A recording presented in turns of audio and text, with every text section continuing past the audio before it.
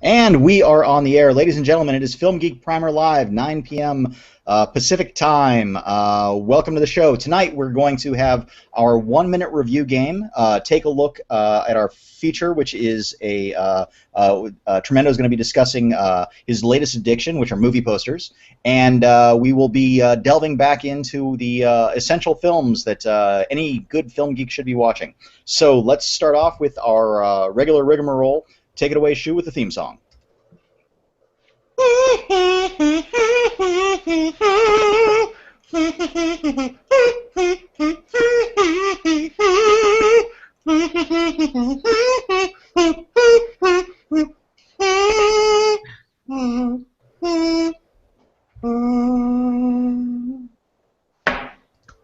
you very much, sir. Thank you very much. Excellent work as always. And with us, as always, we have, of course, Dub. Dub, how are you this fine evening? I'm doing well. Thank you for having me. Thank you for being here. With us... Thank you for thanking me. No problem, no problem. Tremendo, good to see you, sir. How you doing? Good, how are you doing? Nice to be here. Good to be here. It's been a while. Yes, it has, it has. How was, really quickly, in 30 seconds or less, unless you're going to talk about it, how was Godzilla last week, the 1954? The 54, God, it was a lot slower than I remember. I saw the Japanese version. It's so austere and it's a very serious movie. Very serious. The subject matter is contrasts the American version with what's his name? Ironsides. Raymond Burr. Right. Raymond Burr. They toned down the dramatic. Wait, Blair Underwood was in that movie? Hey, you shut up. Yeah, I was taken aback how kind of slow it was and how little Godzilla there was. So the remake kind of talks, speaks true to it, So, all right. So with us. Cool. Shu. I saw it back to back. I saw the 54 and then Godzilla right after the new one. Interesting. You fucking win. That's so cool. That's got to be fun. Yeah, that's got to be fun. Shu, band leader Shu. How you doing, sir? All right, Santo, yourself? Not too bad. Not too bad. Raph, Dub, Tremendo, everybody in a good mood? Tuesday night, 9 o'clock, live, streaming, everything good? I think... It's like we're Tuesday Night Titans. Really, everybody should be watching whatever the hell is. I'll let you get to it in a moment. Go ahead. Ask how the other folks are. Ask how what are? Ask how the other folks are. Oh, well, there's only one folk left, who's our Bay Area boy, Warren Graff. Warren, how you doing, sir? What's up? The yet to be named, the man with no name. Maybe that should be a contest. That's right, the man with no nickname. He who lounges. I'll be like I'm going to submit his fart head. That's his name. When people put it to a vote, that's who he is. Damn it. That was a mistake. Oh, God, how many times can we vote? Yeah, really. Suddenly we'll turn into Kansas City and ballot boxes will be stuffed. It'll be horrible. All right, so let's just jump right into it. So we're going to start off tonight with the new game, which is the 1-minute review. I decided upon this because, of course, we can become a little what's the phrase that I'm looking for? Talkative. Long-winded. We can become very long. We can become very long-winded in our discussions, especially when it comes to something. So we want to try to get full of crap. That's a phrase. Full of crap is also something that we're very good with. That would describe as well. But so what we've decided to do is we're going to play a little game tonight, which is 1-minute reviews. Each of us has a movie that we've seen recently that we've got 1 minute to review. That review must end with a rating in I, Frankenstein's. Now, the way I, Frankenstein's work is on Rotten Tomatoes, I, Frankenstein is at 4%. So you need to take whatever that is. So if the movie to you is like an 80%, you divide that, of course, by 4, and you come up with it's 20 I, Frankensteins. So that's how the rating system for this works. At the 1 minute mark, I will actually set my timer. At the 1 minute mark, the alarm will go off, and you will have to stop. If you don't stop, I will cut off your microphone quickly. We will, if I can find the button, that is. And then each of us will give a score to that person's review, and at the end of it, we will add up the scores and see who wins wins the battle. I had some other rule in there about -3 points. What is it if you if you don't get the rating in? Was that what I said? You lose 3 points. I think that's correct. So if you don't get your I Frankenstein's thing in by the end of your minute, basically. It isn't confusing enough already. I know. More to it. Hey, pro tip, guys: lead with your rating. Yeah. See, he's figuring this one out quickly. That's an easy 3 points right there. Easy fix. You got your 3. You won't lose your 3 points. Does Dub get extra points for basically giving us all tips on how to get extra points? No. Is there a bonus round here? Yeah, no. He loses 10 points. He didn't see the little asterisk next to that with a. I also completely botched this assignment because I thought they were one and the same. Oh no! I sort of thought that too, but that's a challenge. So now I've got to come up with another essential film. Fortunately, I have. Okay, yeah, I was gonna say because I feel like you've got possibly one of the best films to review right now. I could add this whole damn. Okay, review it. So there it is. You're the leadoff man. Oh, great! That's a disaster. Right? Yeah, All okay. throw it to you. I have to do some quick math. 4 times. You need my slide rule? Let's try. Okay. Fibonacci. All right. Okay. All right. All right. Okay. So, Shu, you're going to go first on this. Fantastic. I am. Right. You tell me when. seconds left. So this is a movie that I've seen recently, correct? Correct. Yeah. So basically, this is our since everybody's been wanting to do a what we've seen recently segment, and that I fear that taking up half of our show, if not 3/4, if not the entire show. This is we're playing this. I'm cheating by turning this into a totally superfluous game where you win nothing except for the admiration of none of us. So, which I already get on board with that. You guys are already losing my admiration on this game. Exactly. Well, that actually makes me feel good because I didn't think there was any more admiration to lose. I didn't think so either, yet here we are. Oh, I found the glitter. Okay. See, I told you. No, yeah, you were dead on correct on that one, sir. Okay, Shu. So So I watched Glitter this week. Tonight, I found the glitter, picks up the DVD. Yeah. I don't think we could top that review. Rolling? God, Nobody actually, knows. Good. Nobody knows that John had glitter on his head. Yeah, no, that was a total pre. That's okay. Yeah. And the worst part is actually Tremendo and I could go into our mutual admiration of watching of Glitter one night on television.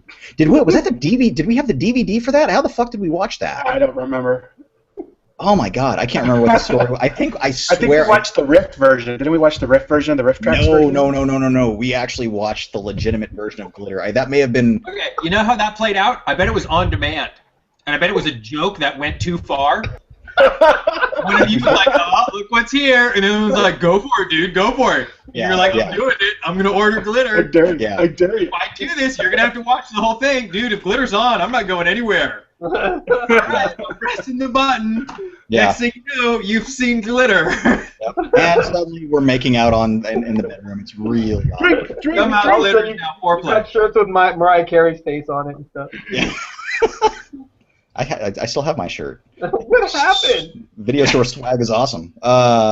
Gabe pulls Okay. off his mask. He is Mariah Carey. Really? I don't know what you're talking about as being long-winded, John. I think that's all a bunch of crap. We're totally... Yeah. This is what's known as laser focus. Us staying on point is really our strong suit. Okay. All right, here we go. Shu, yes. you have 1 minute for your review. Okay. As long as you've done your math, you're good to go. So, let's do this starting now. Recognizing that this is completely ad-lib and I totally botched this assignment, but I have done math on the improv fly, my review this week is for Transcendence. The Johnny Yes! So excited. The Johnny Depp vehicle that I saw at the Cheap Flicks last night for about $1.75 plus the $1.50 drink. Transcendence is not nearly as bad as people have made it out to be, but it is still a convoluted mess that spends too much time requiring the lead actress to carry way too much of the film. It misses a huge lack of communication scene between the two by the time that Johnny Depp gets into computerized AI mode, and it also kind of gets quite bizarre down the stretch. But generally speaking, what it ultimately is kind of an AI computerized romantic angst film. Oh, time up. Oh, that's quick. I did not hear his. I did not hear his I Frankenstein. Nope. You did not know. What? I would argue. Remember, lead with it. Extra time here because Tremendo decided to chime in with hilarity. I was going to say.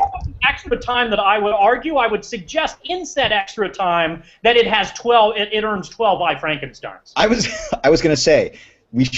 People should not be allowed to interject during somebody's review. I did not. That was a rule I probably should have stated up top, but did not think. Pro tip. It is that we have a little guinea pigging going on. So we started it off with an angst-ridden, romantic, academic, computerized, convoluted mess that really wasn't as bad as everybody thought they were and deserved 12 I Frankenstein. So I think that's perfectly fine and legitimate, all things considered. Okay, so basically, sorry, so translate really quick. 12 I Frankensteins is what? 48. 48%. So it failed miserably for you. Now I'm not going to. You know what? I don't think that necessarily. I'm not on your fancy dancy academic scale where everything's awesome if it's 90 or above or 80 and below. I think being around 50 is an average film. Fair enough. I'm not going to deduct your 3 points because of interaction this time. We're figuring this out as we go along. Mm-hmm. That's the Prescott school system talking there, or 50's average. Yeah, exactly. Yeah, that's. I'm sorry, Sando. Do we not live under the rule of law here? Are you changing the rules as we're going? No, I just did. When I went to Douglas. Hold on a second. Time out, guys. Let's hold off on all our shitty educations later. / legally binding rule list here. Yeah. And but I do not believe that I honestly expected us to be a little more respectful of each other's review. Have you not met everybody here? I'm sorry, I do not believe that statement. I don't believe you believed that. I actually thought the game was designed that way. I seriously thought people would be quiet and listen to him for his 1 minute because everybody would want to get their 1 minute. But the game is designed specifically because of that problem. Well, like the game came about because of interrupting. Exactly. I actually think that's the best part of the show, the interruptions. Right. See, now we are 13 minutes into a show that theoretically could already be on to the next topic. Hey, we've already gotten a review for Transcendence in the first 13 minutes. You're right. That's good point. Efficient. Good point. That's better than Transcendence. But here's the thing, and here's actually why I feel people need to be paying attention, because on a 1 to 10 scale, Dub, what would you rate his review? His review? Yeah, you have to score his review. I gotta take away 3 points because he didn't get his I Frankenstein. No. But your Stalin-esque rules forced me to give him a 7. It's a 7. 7. Thank you. All right. At least they weren't Lenin-esque or Brezhnev-esque. No. The three will be the gulag. You don't deduct the 3. The 3 points will be deducted from his final score. So you guys just rate it on his own. Okay, this is a terrible idea, and I'm going to explain why in a moment. It's very simple. We're almost done. I understand the simplicity part. We're not almost done. We're not even close to almost done. No. We're almost done. Home stretch. Is this a 2-hour special? Final 4. Home stretch. All right. Warren, what would you give his review? I forgot we were reviewing. You know, I feel like he led his review with too much of an apology about not being prepared for the review. Right. But it was still a good review. He seemed to enjoy the movie. I'll give it a 7 as well. 7 as well. All right. The reviews of the reviews are as long as the reviews. Yep. Pretty much. Pretty much. Fastest, without any breaks, we cover each film in 6 minutes. Yeah. Well, I'm not saying you have to discuss or anything. I'm saying you just have to give me a point score. Moving on. Moving. We gotta go. Tremendo. I already did it. 12 blood sports. 12 blood sports. All right. What does that rate down to? Quintillion. We're reviewing measurable. 1 to 10. 7. 7. All right. She's good under pressure. I'll give him a 7. All right. Yeah, you actually did do quite well under pressure, but I'm gonna have to give you a 6 because I felt that you started off strong. Don't get me wrong. You started off strong, but you kind of wander there by the end. Right. So I'm gonna give you a 6, and again, first time, I get it. Everybody will be better the next time. As a quick query here. I will disprove that. Right. I'll be better next time. Do you think that a little 10-second ding could be included in your little musical breakdown instead of instantly wrapping up? It kind of gives us a little bit of a time frame to where we can... You got to plot it out, sir. You got to figure out your 1-minute review. Okay. All right. You got to figure out your 1-minute review. Yeah. I mean, if you got a phone, you want to start the same time I say go, you know approximately what your time is. All right, Dub, you're up next. Oh, fuck. Yep. All right. All right, hold on. Okay, ready? Yeah. All right, your time starts now. So the movie I saw was Gentleman's Agreement, which I had never seen before, and it was on because I thought it was going to be pretentious, but I left it on anyway. First of all, let me say that I want to give it a 22 I Frankensteins. It deserves it. I thought this was going to be a preachy movie. I knew it had something vaguely to do with anti-Semitism. Have you all seen it? No time. Keep going. Wasting my time. It's a great movie. It's one of those movies that you expected to not be very sophisticated in the way it communicated its message, but like a lot of the essentials we were talking about last week, it communicated itself very well and in a way that felt very contemporary. I enjoyed watching it, and I thought all of the actors were great, and John Garfield in particular as his actual Jewish friend, and a cameo by Sam Jaffe. Not really a cameo, but I bring him up because he's going to tie into my movie later. I'm done. All right. Pretty good. By the way, now, though, just... Okay, go ahead. So, all right. Why don't you review my review first? Yeah, I'll tell you what. I'm going to give you. I'm gonna give you. I will give you a 7 because you actually nailed it. But after we have this incredibly long discussion about people not interrupting your review, you then ask us a question. I invite you all in. I had that kind of time. You had that kind of time. Yeah. So okay. For a Q&A? You had time for a Q&A and a minute review? I batted in some time. You have an amazingly warped sense of time. All right. It's an illusion. All right, Warren, what would you give him? Oh, man. And remember, we bathed together. He gets a 10. He gets a 10. Wow, that's disturbing. Yeah. All right.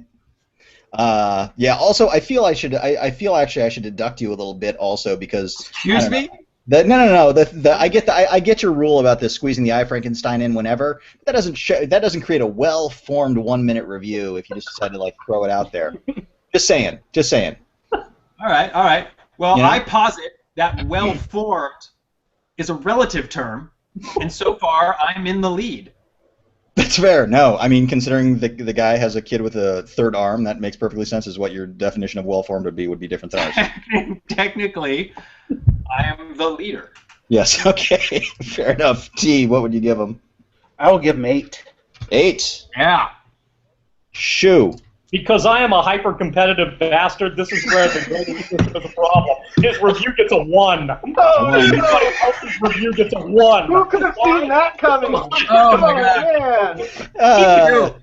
Shoo, you have no idea how much more I respect and admire you now. Who could have thought that somebody would sabotage somebody else's review? In another life, I could have called you friend. Ah, dear. But if I wasn't hyper competitive, I would probably give that review an 8. Okay. But I'm hyper competitive, so it gets So I'm giving it a 1. Fair enough. A logged 1. I'll take it. So I'm giving it an 8 with an asterisk.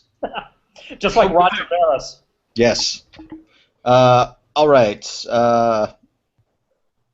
Tremendo or Warren? Who wants to go next? You want me to flip a coin? No? Great. We fight for it.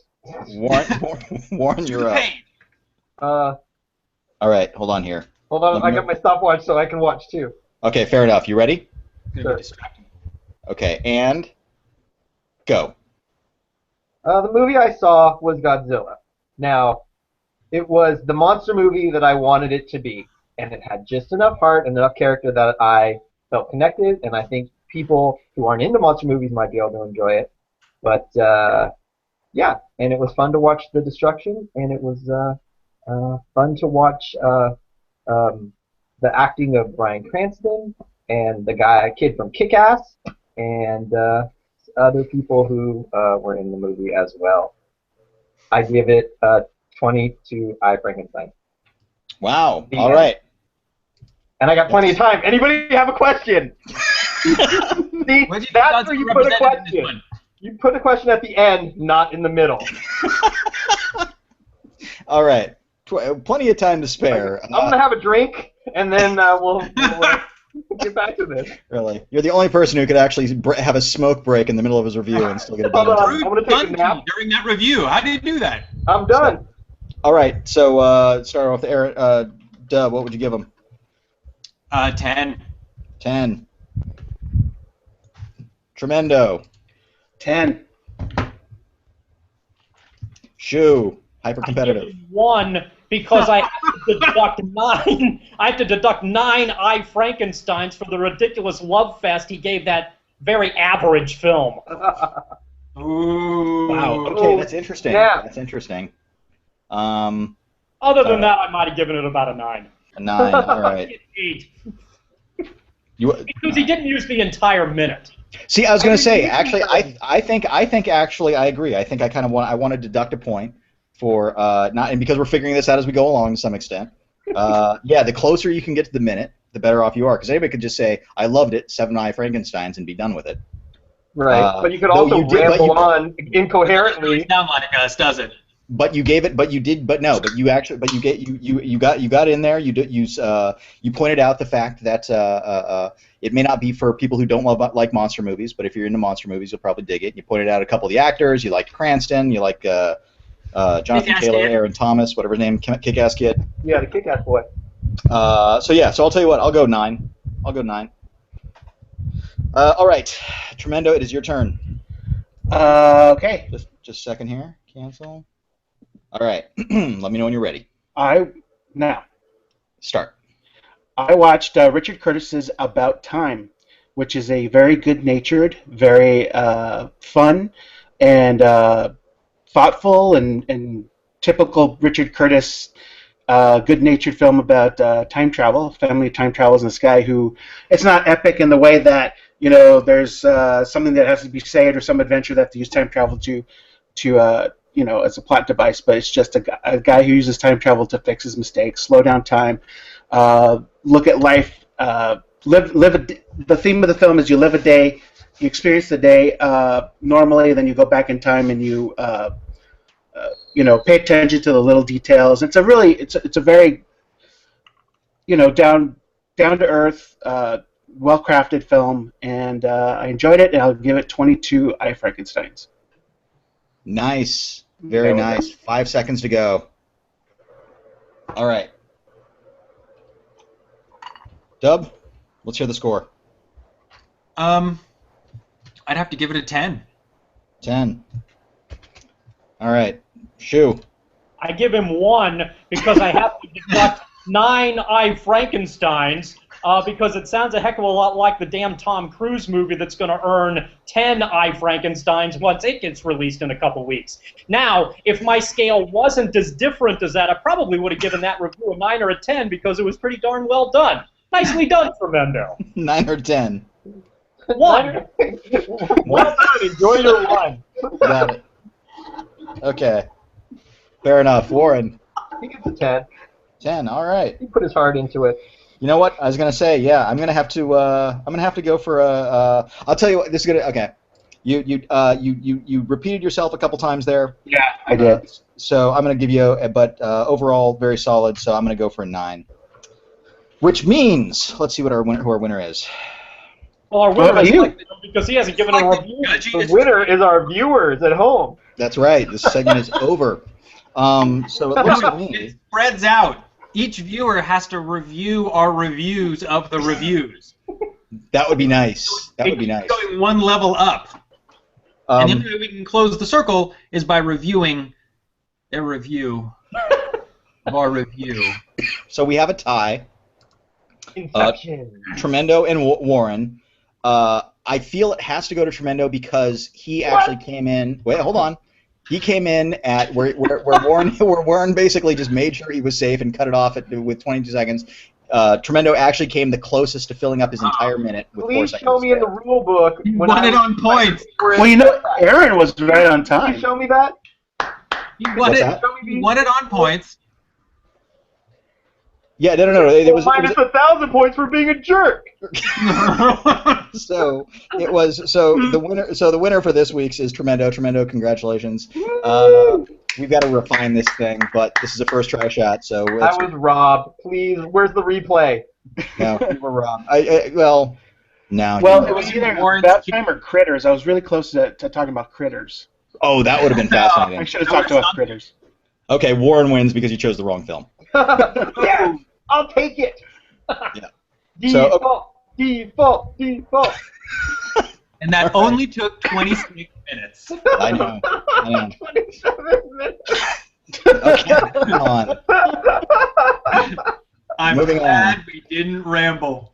Yeah. So basically, Okay, what I have a random thing I want to bring up. Yeah. And I would want to bring it up to all of you individually in a conversation. Have you seen the new Guardians of the Galaxy trailer? Yes. Yeah. You know how he's got in the opening, he's got that glowing orb thing? Yes. That reminded me of, this is such a pointless anecdote to tell, but it reminded me of Beowulf, where he's got the horn that glows. Do you remember that? He's able to see his way through the cave because he's got these royal things. It's like a royal horn and a royal scepter. And the horn lights his way. And it's like magic, and it's... I just never seen a horn be the glowing thing before, but it felt very Old English. Does anyone recall that? I remember that from the movie, yes. No. It was a very similar shot, reminded me of that, holding something glowing in your hand. And I thought it was awesome. That's it? All right, that was. I wanted to bring up the Beowulf thing. I was hoping someone had seen of or heard of like a glowing horn or some other kind of magical item or instrument like that. That wasn't a sword or a shield or just these very basic things, but an actual horn. Yeah, but that's an entirely different visual podcast. I suppose. So, all right, moving All on. Something. We'll bank that one and come back to it at another day. Horns, glowing horns. We'll do a whole show on horns. A whole show on glowing horns. Yeah. Yes. So, maybe I just did it all. So Tremendo, you have become. I just discovered this. Shu pointed out last week that you have become somewhat of an avid poster collector recently. Yeah, I mean, it started in college. I'm sure we all went to the same. Oh, at least 3 of us went to the same university, and we all remember the kind of graphics guy coming by with the selling the movie posters in the student union. I still have 2. I still have 2 of his posters up on my wall. Yeah, I do as well. I mean, it all started with that. I mean, besides being a lifelong movie fan, the first movie poster I ever owned was actually one of those really cheap prints from the carnival that you get for throwing darts at balloons and stuff, and it was a Close Encounters poster, and it was pretty large, what they would call a half sheet right now in the poster world, and it was the mothership emerging from behind Devil's Tower, and I had that poster I mean, I had it pinned up on the wall for years and years and years, and I don't know what I did with it. It was a cheap reproduction, one of those knockoffs almost, but still I always loved movie imagery, movie posters, and movie advertising in general. So in college, I started buying stuff. I pretty much bought the stuff that was the current stuff, the films that were trendy or popular among the people I hung out with at the time, and The Player was a big one that we were into, and right. that was probably the first poster I bought framed. I can't go back to the posters that I think I got I think I have Empire Strikes Back somewhere. But it might be a reproduction, but it's a pretty nice poster. Anyway, so it all started at that. It was kind of like off and on in the early 90s, just buying stuff, mail order, or waiting for this guy to come in and hold a show at the university and then just buy stuff off of them. And then I stopped for a long time, so once in a while I'd come across one on eBay and I'd buy it. I think in the late 90s, Shu and I were neighbors, and we used to troll eBay a lot. And I think we both got into kind of a groove of checking out eBay periodically. And I picked up a couple of really weird Godzilla ones, or Godzilla-related ones that were Turkish. And the thing about Turkish posters, and I think Shu can relate a story about a Turkish poster store that he went to, that the graphics are very hodgepodge, put together from other films, because the films are licensed to local distributors. So pretty much the local distributors have to do the promotion of the film. So they pretty much pull in graphics they can easily copy from other sources, pull from other movies. So you have a Godzilla movie, and it has Gamera. It's called Godzilla, or blah blah blah, Turkish Godzilla, and then Gamera, the flying turtle, is actually on the on the poster. So that kind of stuff is kind of cool. So we kind of diddle around with that. Shu has a more impressive film-wise, cinematic-wise collection.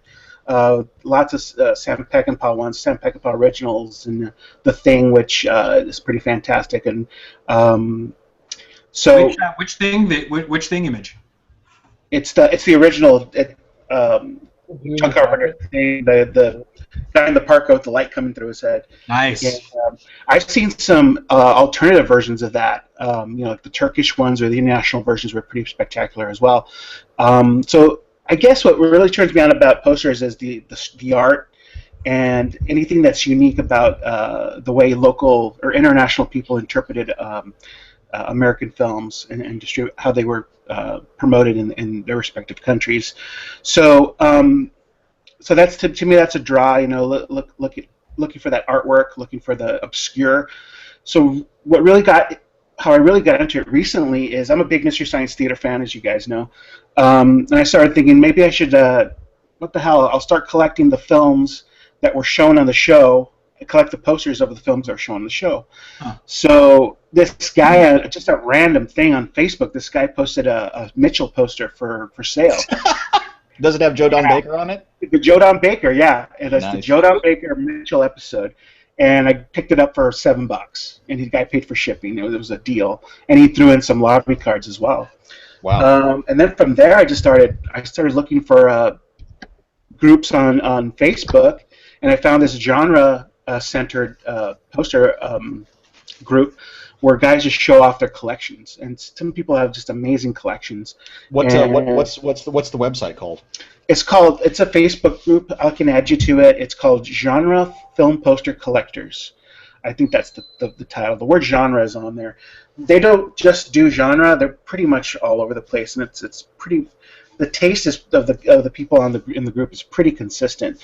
Exploitation, horror, art films. It's just a real mishmash of a lot of different tastes and genres. So the Mitchell was my gateway, and I started picking up these things. I got back on eBay and I started looking for stuff. Pretty much just looking for the artwork and.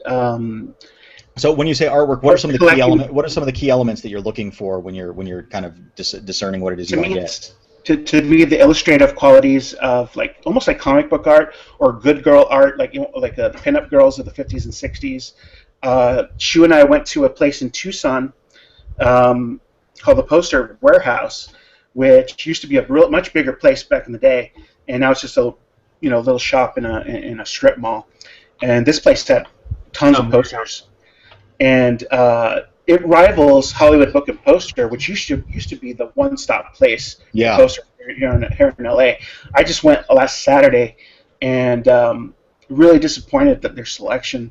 They used to have these racks, kind of like album racks in an old record store, filled with these folded posters in folders that you could just thumb through.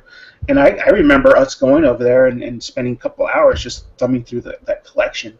And I actually picked up an original Return of the Living Dead there, and a Night of the Living Dead quad poster, which is a large format poster, pretty cheap. So those are gone, and all they have is the posters that are sealed in plastic and boarded, almost like a comic book. Yep. And the selection's really, really tight. It's not as eclectic as it used to be. There was a Carrie poster in there, what they call Style B. A picture of her as the prom queen, and then a picture right next to her with the split, which I almost picked up, but they wanted $75 for it. So again, I think the online, eBay really killed these kinds of specialty stores, and they're asking maybe $20, $30 for it on eBay. So it's good to go there and see physically that. I think that these shops function that way, that you can go in there and physically see the posters, see what's out there, see what the prices they're asking for. Hollywood and Poster is asking astronomical prices, and that's unfortunate. I wish they were a little bit more competitive, but they probably do business on eBay as well. Right. Yeah, they probably do a lot of business on eBay as well. So one thing I picked up recently was Red Sonja. And it's actually a really cool. I wish there was some way to share the picture here on the show, but maybe in a future date. It's on my Facebook page. If you want to go /El Tremendo, check it out. It is posted in the gallery I have there. And the thing about this one is I picked it up. I was in an auction for it, and it went up as high as $35 before it bowed out, and it went for about $70 at the very end. And I picked it up for $10. Nice. Just at a random, just a random seller that had it. Did a buy it now. So tip for if you want to search eBay, this kind of collectible stuff, do a search on buy it nows first. Because I think these buy it now guys, there's a lot of sellers out there that have a lot of inventory, and they want to get rid of it quick. So if you do a buy it now search, you can probably find deals. That's how I've been finding these deals. And I put a limit on myself, price-wise, of what I'm willing to spend, and that's $15. I'm not going to spend anything more than $15. Of course, I broke that rule when I went to Tucson. $15? Excuse me? You've been able to get all those kinds of posters for just $15? Less than $15 each one. Sure, shipping kicked in. It went out a little higher than 15, but I didn't want to pay for the actual poster more than $15. So yeah, I've selected about 20, 30 in the last few months. Really quick here, Aaron. Did you find an image of it to share with? Or no, I don't see it. Okay. So let me ask the amongst these groups and everything else like that. Are you seeing more of a trend? Because back when we used to collect, it was always about the movies we loved, whether the poster was great or not. It was more about the title and what the movie itself meant to us. Are you seeing now with collectors that they're going more strictly for the artwork, or are you seeing much more of this or a push towards specific films themselves that people really want? I'm seeing a push towards the artwork. I think there's movies I've never heard of. There's one called The Psychic Killer, which is a 70s horror film, and the illustration on that poster is phenomenal. And there's another one called The Evictors, which I've never heard of. As well, and that one's a big one. That's a hot one that people are looking for, and I think it's definitely the artwork that's a draw. And funny thing, I think I shared this with you, John. There's that Holy Grail movie that's out there, the Farmer. Oh yes, I continually look for The Farmer. I found the soundtrack, but I still have not found the movie. I picked up the poster. I picked up a poster for $7.99. Nice. And yeah, it was that one was weird. That one just appeared out of nowhere during a random search, and it was a buy now, and I picked it up.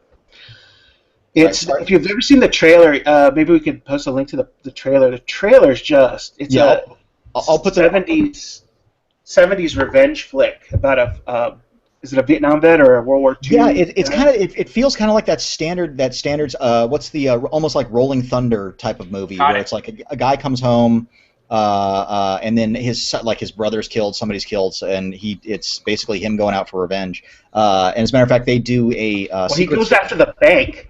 I mean, he goes to the big city and he starts knocking off people who run the bank.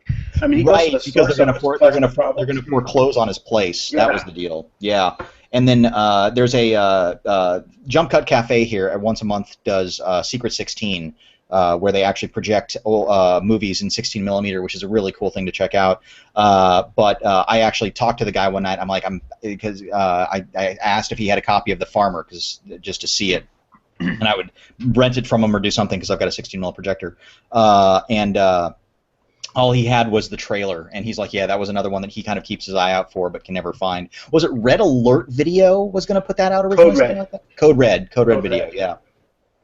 That never materialized. I don't know why. Right. So that's interesting. You know, the movie. We've got 5 minutes left. The movie poster culture has gotten really interesting, especially with Mondo and several other poster outlets doing designs that a lot of the time are better than the crap that's being created by the studios. Because right now, the studios, even in the years that we were growing up, you could feel that move slowly shifting towards this new photoshopped age of posters where it's just heads of all the stars, or somebody walking away from an explosion. There's like a very specific. There's actually a website out there that gauges that month's or like that season's in posters by. It has this whole spectrum of heads, colors, and all these other things and shows that kind of there just becomes this very generic look to every single poster that's coming out over that season. Yeah.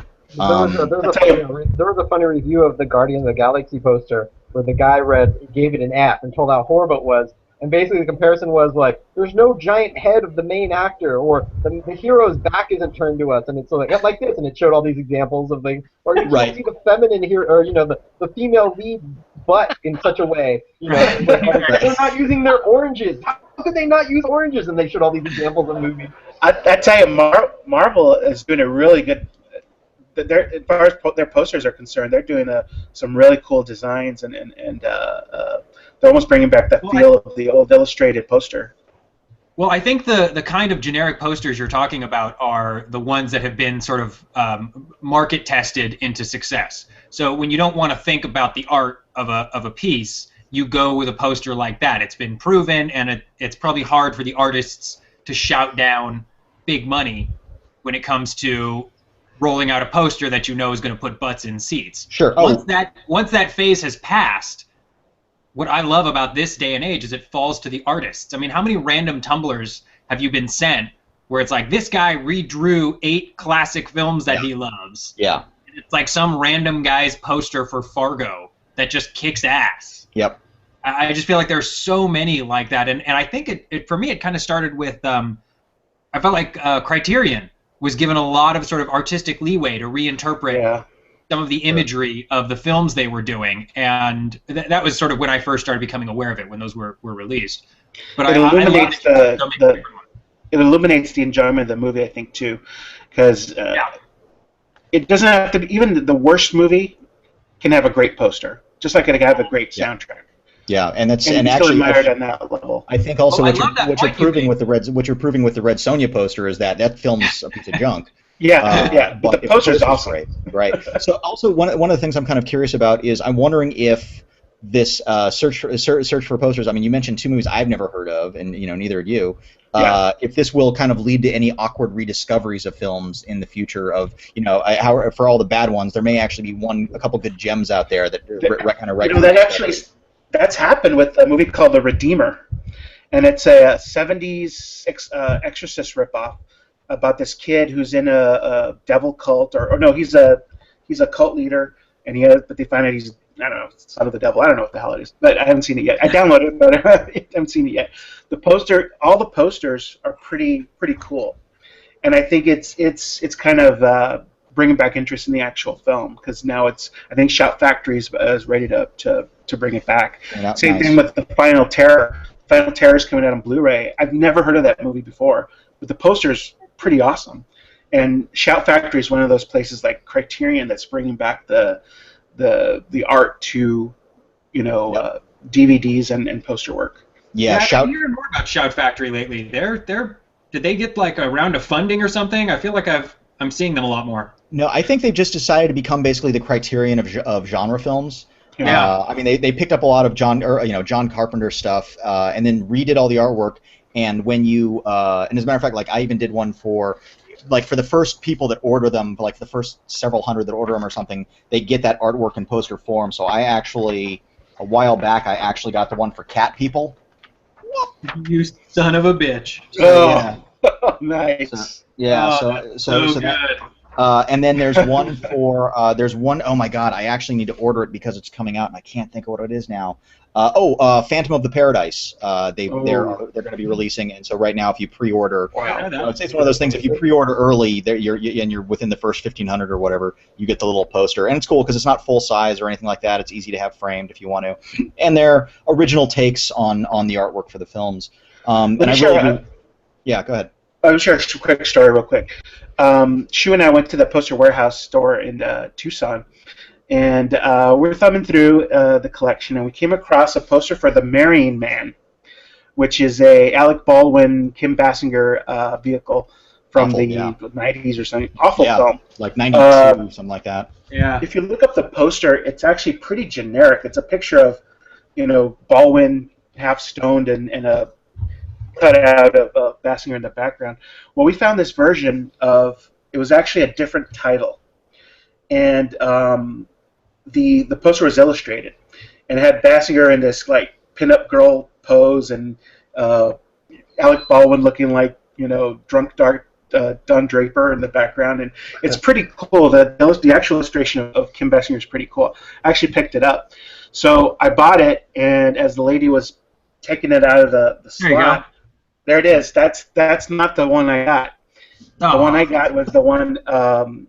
Too Hot to Handle or something like that? Yeah, it's called Too Hot to Handle. It was the original version, the original title of the film. The illustration was much better. Now, she had pulled out The Marrying Man, which is the image you just pulled up, and she was wrapping it up, and I know, wait, that's not the one I want. Right. So she actually had The Marrying Man and Too Hot to Handle in that slot, and she was giving me Marrying Man. So we were looking at the two posters. The old bait and switch. We're looking at how much better the Too Hot to Handle looked as opposed to the Marrying Man. And this one's pretty dull. Yeah, the Marrying Man was pretty dull compared to the original poster, which is just this really cool, 50s style pinup art. And there you go. Yep, there it is. That's it. Yeah, that's great. And if you look quickly at the two of them, that's when you get an idea of how dramatic that difference really is. And the Too Hot to Handle poster, the image is way bigger. It fills up the whole poster, right? The other one's a little smaller. So, so it's just fun. It's almost Just fun to wow! find It's interesting. It's like his head is down farther. They've completely almost cartoonized them a little bit. She's a lot less sexier in this version too. Right. Yeah, it's much more generic and much there's a lot less work done on this generic one than there is the original. Yeah, that's really interesting. Music from the original motion picture soundtrack. That was the cool, crazy. All right. So movie posters, man. That's they're making a comeback. I'm really glad to see that the collection of that hasn't collecting posters hasn't gone away, and now that it's kind of shifting in an interesting direction where it's not just about having the latest RoboCop poster because that's the cool movie or whatever it is, but actually delving deeper into the artwork. I know when Shu and I were talking the other day, there was David Carradine. There were several. It was like what was this? The Warrior and the Sorcerer or something like that. Yes. There were a few of those that we were kind of looking at that were pretty insane. Well, and if the movies are has one of those. Oh, does he? Nice. Which one?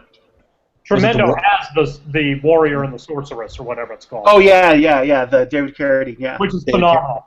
Yeah. Buff Carradine with a cod piece. Yeah. Yeah. There's no part of that sentence I didn't like. So cool. T, thank you very much for sharing this with us, actually. I greatly appreciate it. Yeah, no problem. Excellent. We have a friend, we should do this again because invite Mike G, because he has a lot of stories about his poster collecting. It's not just me. I'm just on eBay farting around, but Mike is actually went hunting. Gonzo, Gonzo was a real hunter. Yeah. Cool. And he actually got me into it as well. Gotcha. Yeah, it's I haven't like I said, I mean I get the little posters here every so often, but I rarely actually go hunting down. And most and my me I'm sorry. Oh yeah, that's the one. That's it. Yeah. Yeah. And you will notice she has 4 breasts. Yes. Oh my God, I never noticed that. Yeah, that's pretty awesome. Oh, nice. Yeah, and you get to see all. Yeah, it was that Total Recall chick. Oh yeah, totally. They beat Total Recall to the punch, and they beat him by 1 breast. So, Right? And you get to see her topless as well in the film. So if you just Google that, and you can David see. Carradine's got 6 extra muscles in each arm. Yeah. Yeah. His entire arm is prehensile. It is amazing what cocaine could do for a person back then. Also, his neck is extremely long. Yeah. But yeah, you can't hear it, but he posed for this painting just going.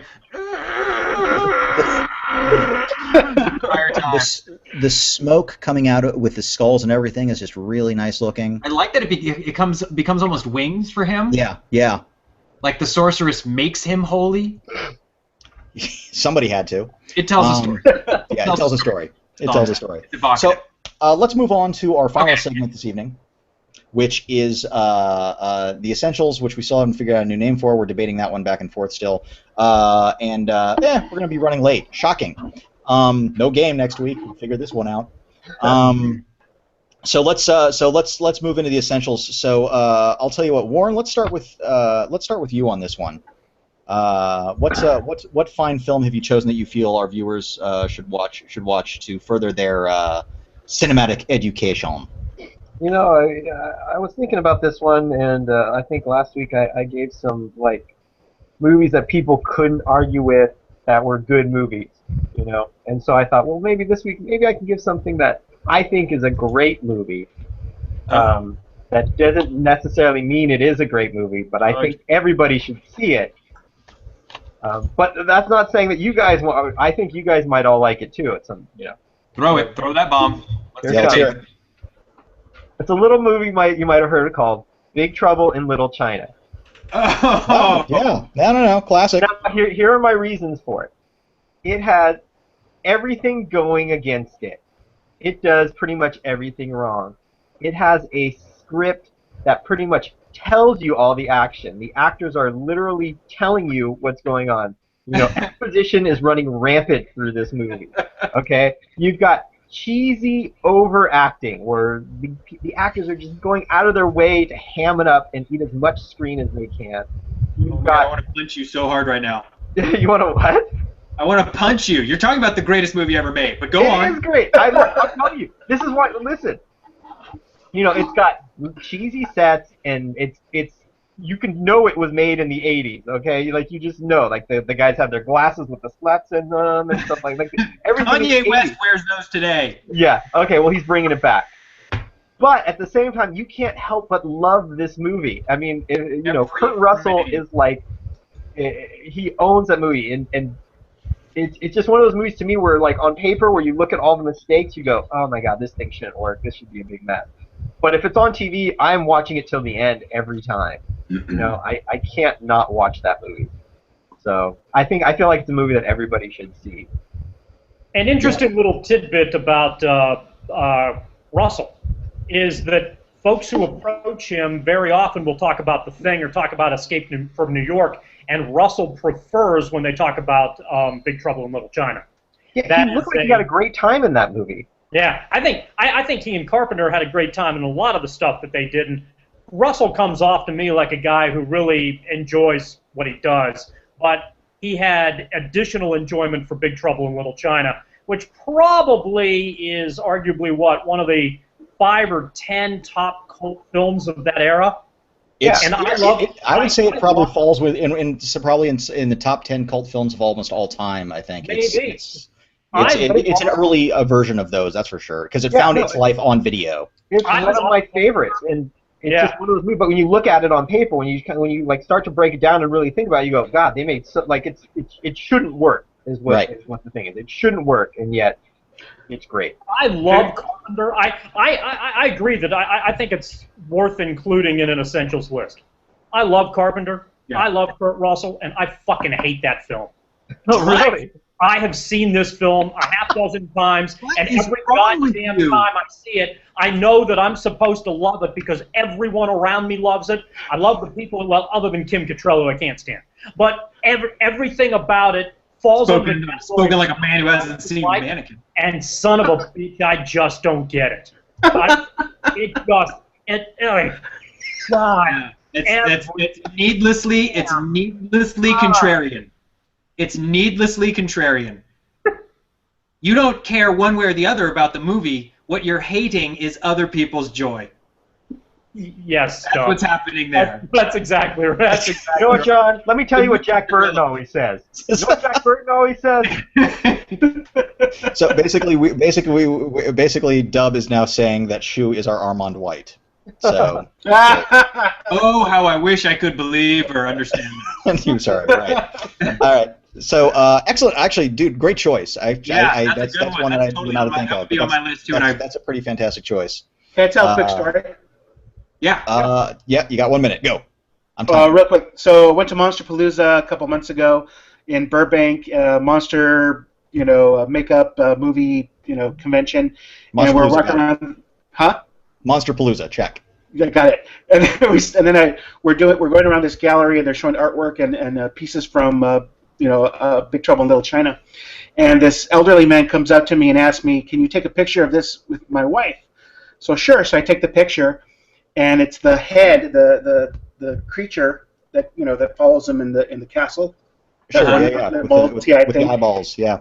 And so I handed it back to the guy, and my friend who was with me said, "David Lopan just told you to take a picture of him. What do you think of that?"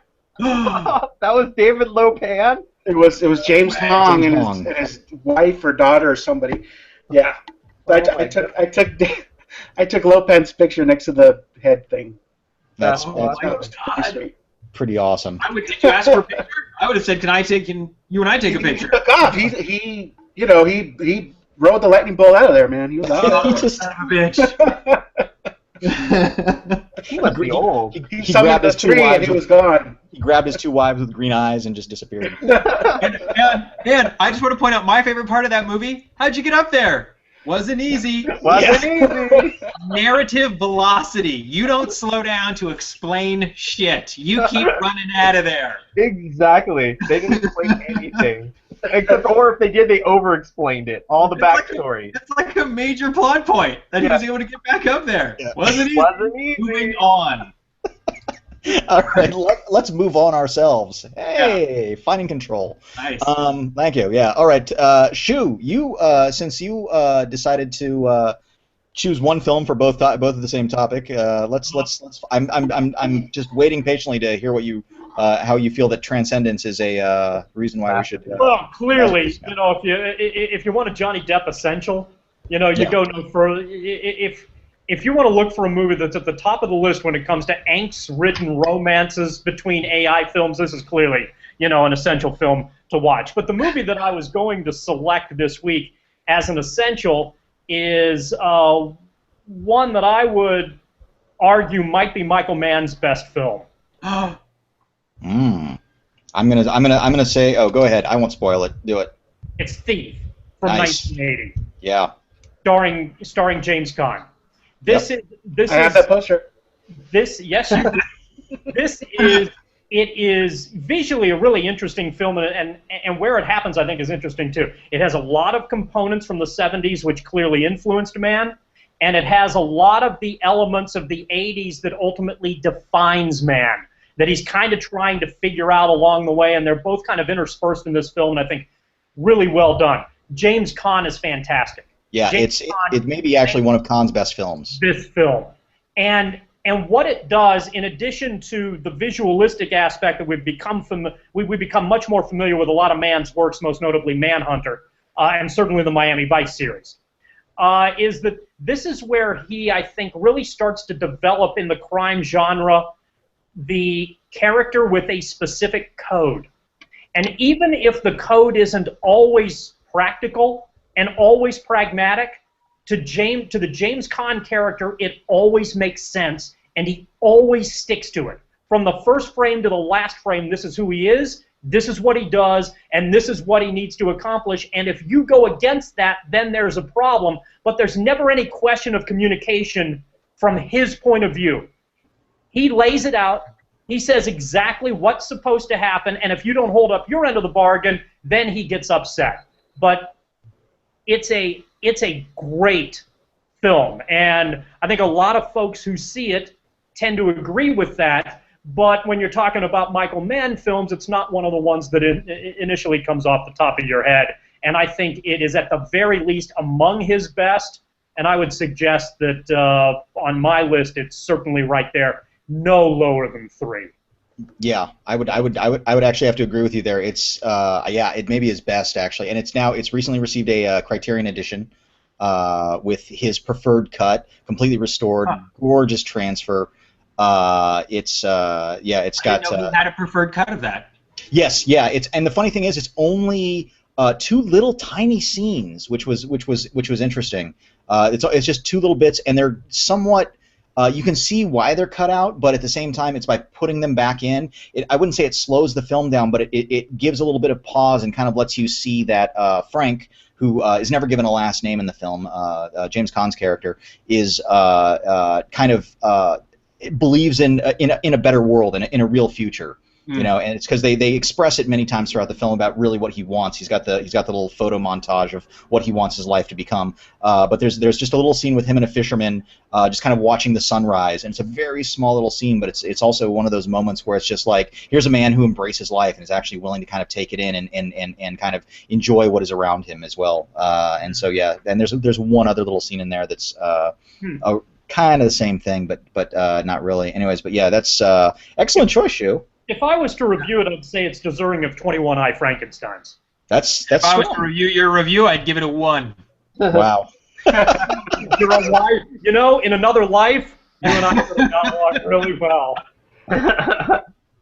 So, all right, let's move on to Tremendo T. What have you got for us this week? You know, along the lines of what Shu said about a director who was kind of reconciling his style with the kind of stories he wanted to tell, in between, what he's known for and what he eventually becomes known for later.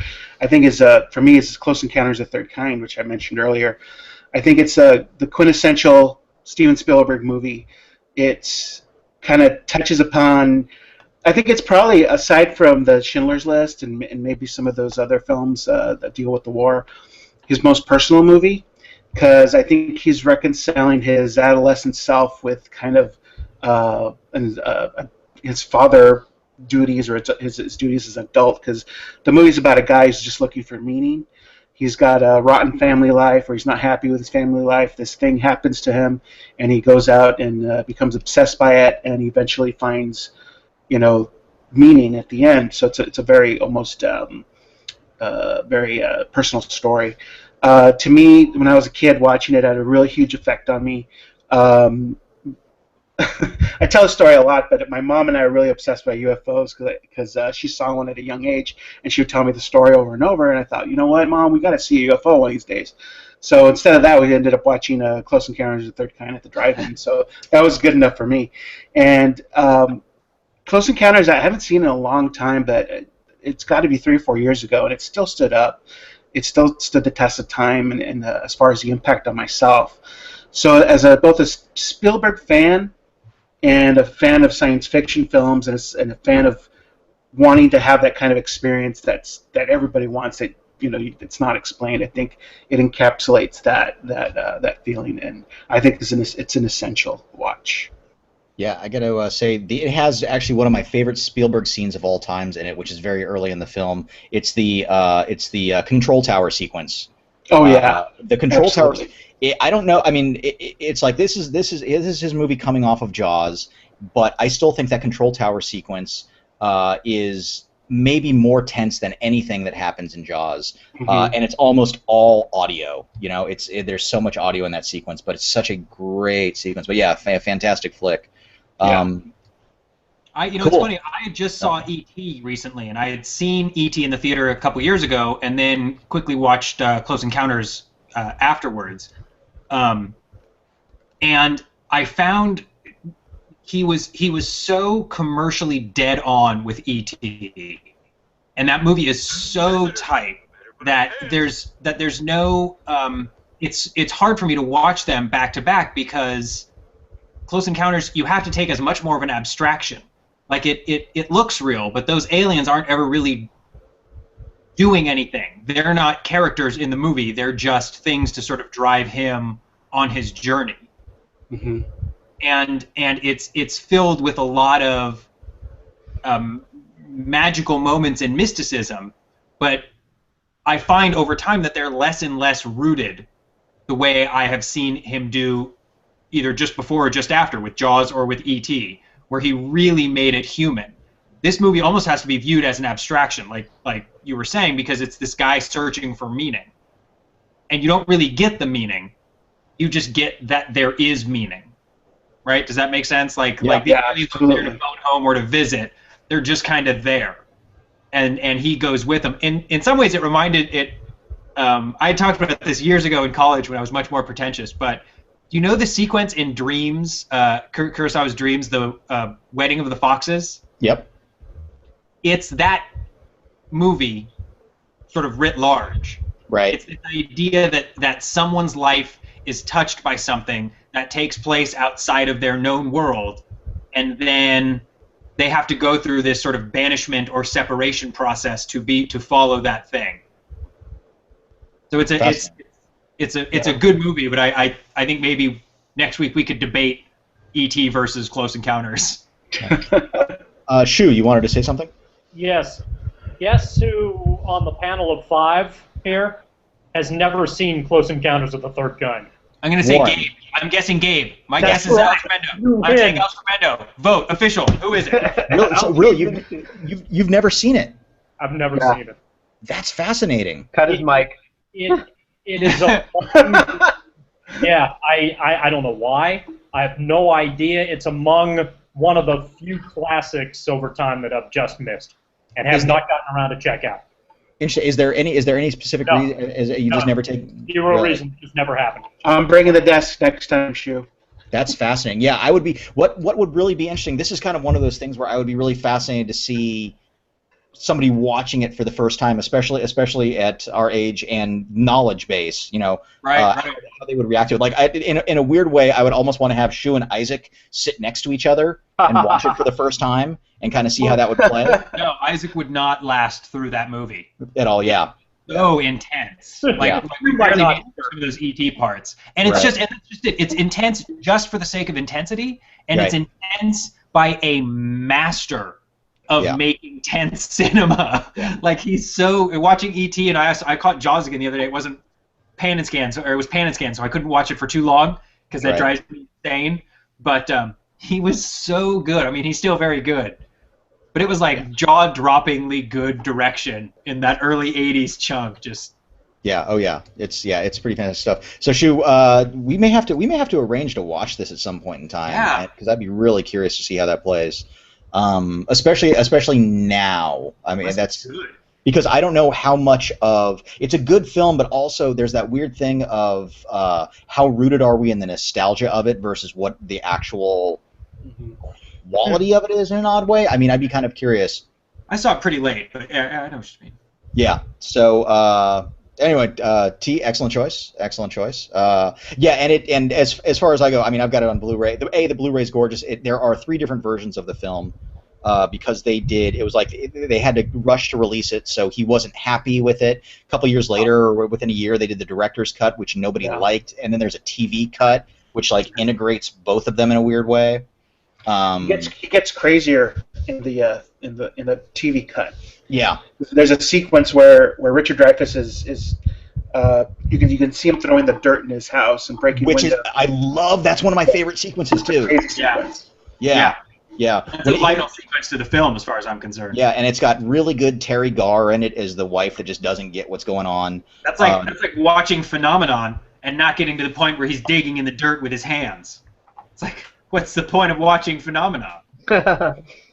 Yes. Still wondering that. Phenomenon. We've all been wondering that. So, all right, Dub, it is up to you now. Let's hear what you got. Oh, it is up to me. I've got a visual aid. Ooh, all right, let's see it. I actually have plans this weekend. Tiffany's going to come over, and we're going to watch that whole thing. Make it on there. We're going to watch The Day the Earth Stood Still. Oh, nice. Okay. Which is a movie I've been really, really wanting to see again recently. Keanu Reeves, great movie. Yeah, Keanu Reeves, awesome. I never saw the Keanu Reeves version, so I can't say whether it's good or bad. Right. Yeah, you can say it's bad. That's my guess. So, I'd always loved this movie, and I'm choosing this to be a little more positive in my tone this week, because I could also say things about Robert Wise, but he directed this, and the source material is so different from the final movie in a lot of really key ways. And what this movie does really well, and we talked a little bit about this with Godzilla, I think, early on, is its theme. It has something to say, but it's still able to communicate it without it. It's still up, isn't it? It's still able to communicate it without it being too overly preachy. So there's a lot of like religious imagery. There's a lot, death and rebirth, and this idea of a savior, and there's just some really interesting themes that run through this movie that I've always appreciated and I've always enjoyed. But what I think is also so good about it, and one of the reasons it's an essential, and one of the reasons it's become so iconic, is that it has some core imagery that has become iconic. So the idea of a space shuttle on the White House, right? The sort of simplicity of the robot, of the Gort, omnipotent robot. The look of it was so good that it was defining of an era. I don't know. I feel like I'm stumbling over my words. It movie good. See good movie. I like the cut of your jib. I also been thinking about it a lot recently because I've been having this Sam Jaffe immersion, where I just everywhere I turn I see that actor Sam Jaffe. I watched Gunga Din a few weeks ago. Right. And I was watching Gentleman's Agreement, and he's in that. It was like I reacted like a madman. Like Sam Jaffe walks in, and I'm like, "There's Sam Jaffe! There's Sam Jaffe!" And my family tried to commit me. I fought him off. So I'm really looking forward to seeing it again, because I've seen it several times. And nice. I had read a little bit today in preparation for this about the source material, about the book it was written on, and in the book it was based on. And in the book, there's no message. There is no message to Earth. The Earth does not stand still. That's a thread that they carried over. But I think basically what they've saved is some of the iconography we see: the spaceship, the lawn, the robot. So what? So in the book, then what's the purpose for the alien visitation? Is it just an invasion? No, it's a visit. I don't know. There's no purpose ever set, because the body, the guy who gets shot, doesn't recover at Walter Reed and escape. He's dead, and the robot ends up retrieving the body. And the whole time you're thinking that Gort whose name is Newt in the book, is serving Klaatu. But at the end, when Gort is bringing Klaatu in, he says his first words to the girl who was trying to help him. He says, you've got your master back. Are you going to go home? And he says, "You're mistaken. I am the master." And that's like a big reveal that the robot is the one in charge of this whole. There's no Earth. There's no standing still. There's no message of peace. So they took these sort of sci-fi icons, and they were able to make. Edmund North is the guy's name. They were able to make these broader social statements about life in 1951. Sure, the Cold War and everything else like that. During the Cold War, and it's part of the development of that message monster sci-fi film. Right. Oh, it's our hubris. What have we become, and when will we learn? Yeah, the Keanu Reeves remake does actually goes. It does an environmental message in it instead of the nuclear arms are going to blow you up and in turn damage us. It's more about how you're destroying yourselves. So he's there to help. No. He's actually there to destroy. He's actually there to destroy Earth. He's actually there to say, you guys, you're too, that the human race is too dangerous. That what you're doing to your planet, we can't. If you actually expand and if you basically are destroying your planet, you're going to go out there. You're going to do the exact same thing out there. So off you go. No, that's stupid. That's a stupid reason. That's a stupid thing to do. So I never understood why they just didn't blow it up instead of say, hey, by the way, we're going to blow you up because you've done this. Just blow us the fuck up. No, I think the timing of this movie is also just absolutely exquisite, where where space is just around the corner for these audiences. Yep. Tremendous destructive. Sorry, what year was it, really quick? 51. 51. Okay. Tremendous destructive forces have been loosed on the Earth, and at this point, 1951, there was no nuclear energy. You could not argue that there was any benefit to these missiles other than terror. Sure. And it was the prospect of ICBMs, of going through space in order to deliver this destruction, was new and real and fresh and astonishing for people born in the 1800s, right? So this movie comes along and it says, here is this war. It's just so good. It's so good on so very many levels, I think. I don't know. I'd be curious what modern audiences would think. I'm going to show it to Isaac very soon. I'll be curious to see what he thinks. That will be, it's always interesting, especially with the whole kids hating black and white shtick and all that other jazz. Is always a pain. My kids sat through Another Thin Man 2 weekends ago, and we watched The Man Who Shot Liberty Valance this past weekend. Wow. Nice. Yeah, you're rocking out the TCM recently, I've been noticing. Yes. When I went to see Godzilla in 1954, there was a lot of kids in the audience, and say that again. They were riveted. Yeah, there were actually there was at the 1954 Godzilla I got to see. There was I think I mentioned this last week or the week before. There was like a little 7-year-old kid there seeing Godzilla for the first time, and he won a poster, and the entire audience just went nuts when he went up there to see it. He was so excited. Lifelong cinema fan. Yeah, exactly. So hopefully he liked it. I have no idea. I don't know if anybody. You a poster every time. Yeah, exactly. Yeah. His viewing experience is screwed from this point onwards. We actually took Isaac to see Toy Story 3, and Disney had a carnival in the parking lot. We took him to the El Capitan, and that was like his first big movie theater movie. And then we took him to a second movie, and he's like, "Where's the carnival?" Yeah, he was a little disappointed. So you got to watch yourself. Would you see Irreversible? Yeah, ouch. I would be curious about that carnival. So okay, my film this week.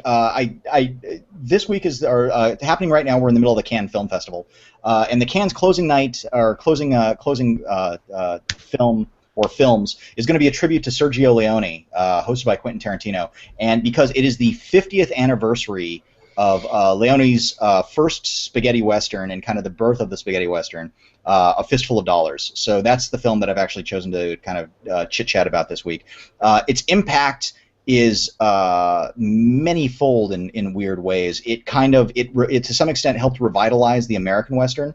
It shot off. It created a genre now known as the spaghetti western, which were westerns made in Italy, Spain, even some in Germany and stuff like that, amongst using American actors and actually like an international cast. It was based off of, or stolen, actually, is the way to put it. He basically stole the story for Akira Kurosawa's Yojimbo to the point where there was a lawsuit, and there's a Film Geek Primer episode on this, actually, where there was a lawsuit, and what was the deal? They got international rights to Japan or Asia or something? That was the trade-off at the end of it. Kurosawa got the rights for. Kurosawa made some money off of it for sure. Yeah, Kurosawa. Yeah, I believe this. They settled the lawsuit by giving Kurosawa's company the Asian distribution rights to the film. So that's how they made money off of it. In perpetuity. Yeah. So, but it's exactly the same. It was the first step into making Clint Eastwood a star. Now, Fistful of Dollars was not actually the first of a trilogy was created from Fistful of Dollars. So you had Fistful of Dollars, A Few Dollars More, and The Good, the Bad, and the Ugly. Good, the Bad, and the Ugly was actually released first in America, even though it was the third in the trilogy over in Italy. And the popularity of that was they were able to release A Fistful of Dollars and For a Few Dollars More. This launched Clint Eastwood to become a major star, and of course gave us The Man with No Name. Even though he's got a name, he's called Joe in A Fistful of Dollars, so I don't know what that's about. But it is not. I'm not picking this because it's a quintessential spaghetti western. I actually think there are spaghetti westerns that are better than it. I think the original Django. I think For a Few Dollars More, Good the Bad. You know, almost all of Leone's other westerns, minus Duck You Sucker, are better than Fistful of Dollars. Now, it's a fun film. It's a very enjoyable movie. It's no Yojimbo, but and it even has. It's the least stylistic of Leone's movies, of Leone's westerns. It was just kind of him finding his feet, but it was such a huge success that it started a 10-year movement in Italy where basically all of their commercial filmmaking process was turned into pumping out tons of westerns. And they've had a huge influence on Tarantino, of course, and Sam Peckinpah apparently after seeing Fistful of Dollars realized, okay, that that's Convoy.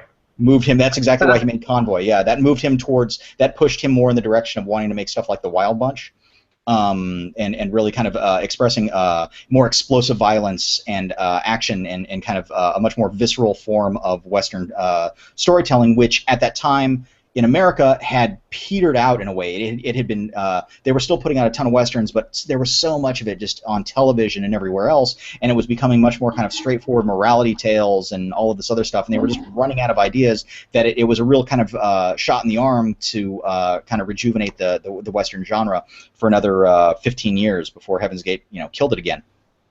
So it's 50 years old this year. And so it's and again, if you have never seen a spaghetti western, it's not.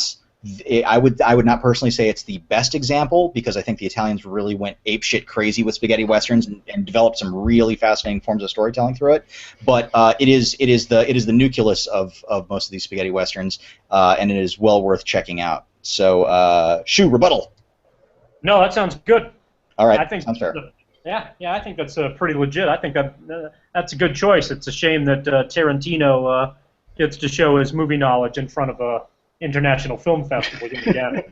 Well, he's been doing that for years though, so it's nothing new. I'll come up with one so-so film that I make every 7 years, but you know what? I'll make the festival rally and talk about how awesome these other directors are. I love it. Anyways, okay, I think anything else that anybody wants to toss out there before we wrap up? I think it's interesting that you chose Leone's Fistful of Dollars and Shu chose Man's Thief, where they're both sort of films at the birth of a visual style. Yep, that's true. Yeah. Interesting thing. Mm-hmm. Yeah, they would have those two very articulate artists in their chosen field, in their chosen milieu. Well said.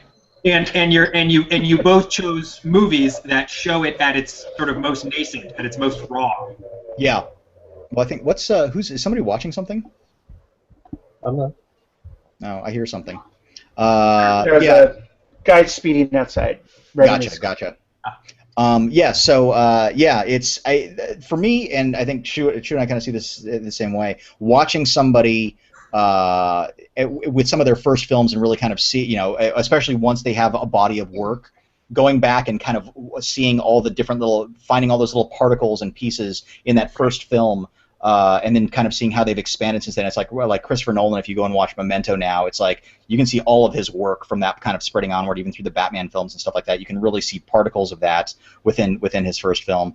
And I think especially with what we'll call the auteurs, that's something that's always really great about their first movies or their very, very early catalogs, that you can always kind of discover things like that within there.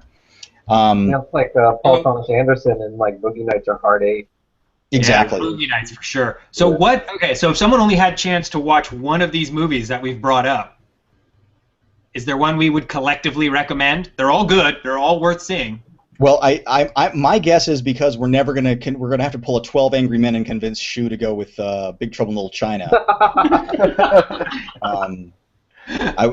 My guess is we're not going to be able to convince him to do that. Oh my God! I want to write that play, and I want to call it One Angry Man. Yeah. One bitter shoe. One angry man for no reason. No. Man. One angry man. I want to use the man. singular and the plural in one sentence because I think that would piss you off.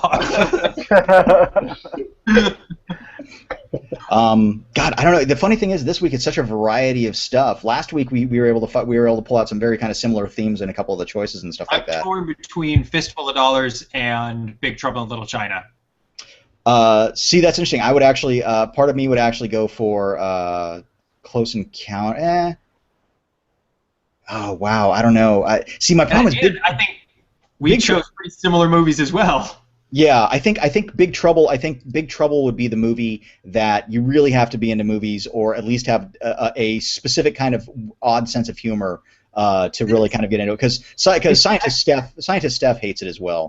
Really? Yeah, she's not a fan of the movie. She thinks it's Who's the person that I hate already? Excellent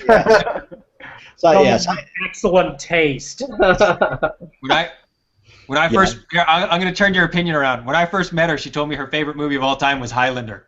Oh no, that's still her favorite movie. I know. Yeah. Yeah. See. Yeah. So that's so weird though that she doesn't like Big Trouble. Okay. Right? Yeah, it doesn't fit. It's you know what, it's an awkward, it's a silly, it's her lie somewhere. It isn't like a film, it's silly. So that's which I try to explain to her that's the purpose of it. That's the point. It's supposed to be fun. It's supposed to be campy and fun and silly. But I don't like Raiders of the Lost Ark because it's action packed. Right. Well, everybody knows that though. I don't know. I don't know. Actually, God, you know what? I hate to say this. Actually, I have to go with Thief. I'd have to choose Thief as the film to watch this week. Because that's I could go with Thief as well. Yeah. I think One Angry Man could talk me into that. Yeah. Shoo. I kind of want to go see Fistful of Dollars now. Yeah, as much as I hate to admit it, because clearly he has lousy taste in movies, as has been illustrated tonight, Warren makes an excellent point because of the anniversary aspect. Yeah. I kind of want to sit down and watch the trilogy. I mean, that's like 9 hours of movies or something. Well, the movie's like 4 hours. They're all streaming. All three of those movies, Fistful of Dollars for a few dollars more, and Good, the Bad, the Ugly, are all streaming on Netflix right now. So yeah, for the anniversary or like just for the 15 minutes at a time at work. Yeah. So okay. So wait. So we're throwing it down for Fist. Is that the deal? It's gotta be Fist. Okay. Easy access. Right. Timely. Yep. Good point. You're right. I didn't think about the 50th. That's right. The 50th anniversary, which is God. It's insane to think that stuff like that is getting so old. As are we. So we gotta force our viewers to go see Fistful of Dollars. Yes, all our viewers must watch Fistful of Dollars, and there will be a quiz next week. So you will deduct 3 points if that quiz takes long enough. You have 1 minute to complete the quiz. Yeah, I still believe in the gaming theory. I just believe that I chose poorly in the structure of it for this week. But hey, you gotta try. You gotta try. Anyways, all right, let's wrap this thing up. Dub, where can people find you? They can find me at Film Geek Dub. That's where I post all my TV tag tweets. Don't you? I was gonna say, don't you do some other kind of like live Stickum or some weird site thing that I always see you kind of saying live chat now? It's basically Foursquare for what you're watching on TV, and I feel like you get out of it what you put into it in terms of like community and stuff like that. But the problem is, if I follow too many people, I get spoilers. So I've got to sort of be careful how I use it. So I like to use it for movies. Plus, it helps me remember movies I've seen. Right. So like I'll tweet it on the weekends, and then I can go back to it and be like, oh my God, I forgot I totally saw Gentleman's Agreement, or I caught 10 minutes of Gunga Din or whatever, and either go back and finish, or it helps me keep track of what I'm watching. Gotcha. Tremendo, where can people find you? At El Tremendo and at eltremendo3000.com. Shoo? You may track me down if you would like to tell me how stupid I am because I can't stand Big Trouble in Little China. The way to most readily do that is through Shuniverse at SCHUniverse. Wait, hold on. I'm writing that down. Yeah, I'm going to live tweet at you right now while we're talking. Here comes an angry tweet. All right. I'm sorry, what is that? At Shuniverse? Okay, you're stupid. No. As long as you get the your part right and don't do some dumbass YOUR thing, please. That's okay. That's for people who call me dumb for my lousy music cinematic taste. At least get your grammar correct. You know something? I am going to get my grammar intentionally wrong. Just to piss me off even more. really. Uh-huh. Warren, where can we And find I'm you? going to misspell little. You can find me at Big Trouble in Little Chuck on Twitter. Unfortunately, that was a unfortunate accident. Or you can now get me at Warren Graff. And you can find me at John Santo. And also, you know what? We need to let me throw out a little shout for a website really quick called Letterboxd.com. And it is I've been a member for a while, but I haven't posted in a while, which is kind of a bummer. A lot of the younger critics or bloggers and stuff like that are actually have been using it, and that's where I heard it from. You can go rate movies, leave reviews, follow people. It's very much kind of a film reviewing social website in an odd way. You can comment back on reviews, et cetera, et cetera, et cetera. So it's a lot of fun. You can do that on TV Tag too. So Letterboxd. So this is for cinema owned movies only. Letterboxd.com. That's worth checking out. So, folks, that's it for this week. Next week, our show. We're going for it. Not going to happen, but we're going for it. Porn talk. I'm hoping. This was an hour, right? Yeah, sure. It's the metric hour. Yeah, The European hour.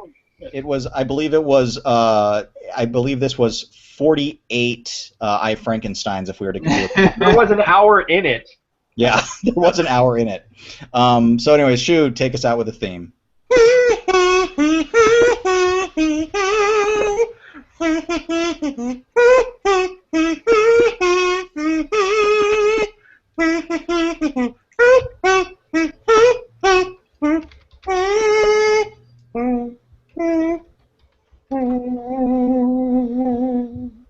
Good night, folks.